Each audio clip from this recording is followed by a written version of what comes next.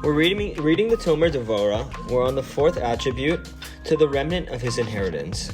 Examples of the attribute in Tanakh. After their 40-year trek through the desert, Bnei Yisrael arrived and settled in their land. Yeshua, their leader, passed away. Then began the era of the Shuftim, an era marked by steep rises and falls in the fortune of Bnei Yisrael. There were times of peace and prosperity, and times of war and oppression. There were short skirmishes with the neighboring Philistine and prolonged conquest by enemies from afar. The state of the nation's security mirrored the state of their spirituality. When they abandoned Hashem, they were delivered into the hands of their enemies, who oppressed them with heavy taxes and harsh decrees. When they returned to Hashem in Teshuvah, he sent Shofet, a judge, to rescue them.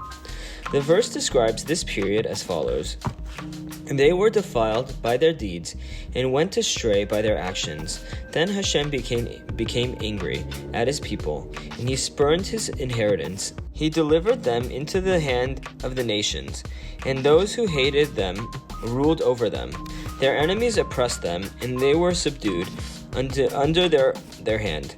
Many times did he rescue them, but they were rebellious in their counsel, and they were brought low by their sins.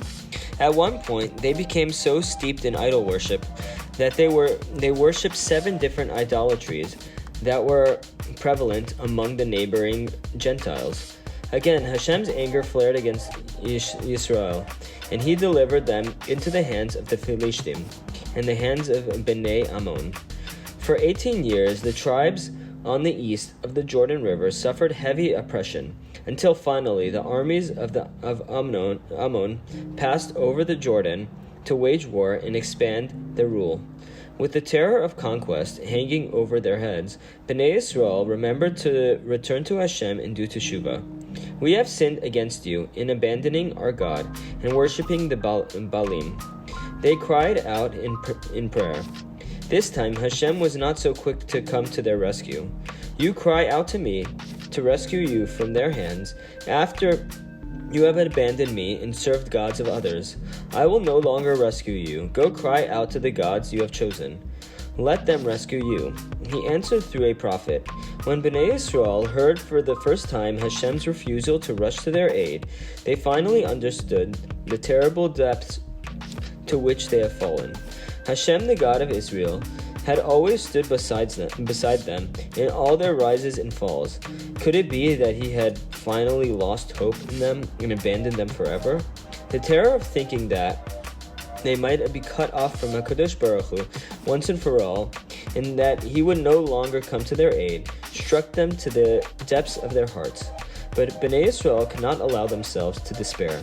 The mighty armies of Ammon were at their doorstep, threatening to conquer their land and enslave them.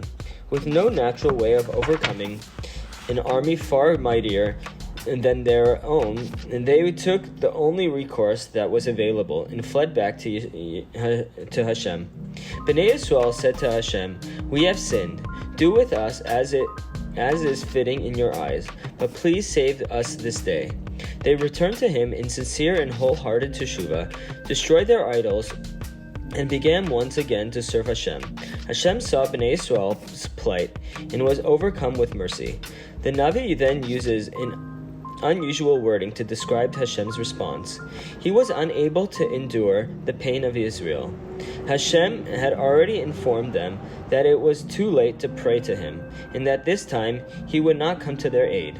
It seemed to be a path of no return. However, Hashem did eventually come to their aid, and since he could not bear to see the pain of his children, he shares such a close relationship with us that our pain is his pain too.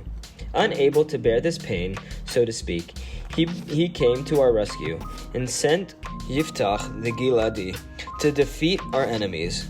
Rav Yossi Albo explains that sometimes the Nevi'im ascribe to Hashem what seem like human attributes, emotions, and responses.